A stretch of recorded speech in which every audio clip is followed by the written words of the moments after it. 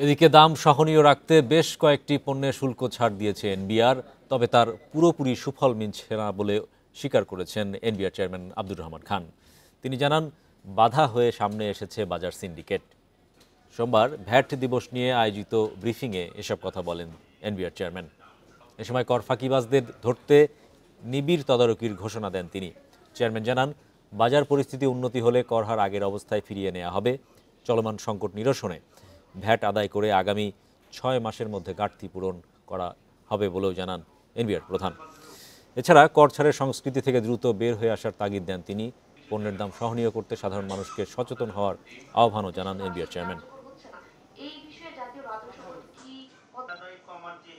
আমরা যদি ভিএটির যে ট্যাক্স নেটটা সম্প্রসারণ করতে পারি, তাহলে আমরা আশা করি যে বাকি যে 6 মাস আছে আমাদের প্রথম 5 মাসের যে ঘাটতি নভেম্বর পর্যন্ত, সেটা আমরা আপনাদের সকলের সহযোগিতায় এই ঘাটতিটা আমরা কভার করতে পারব।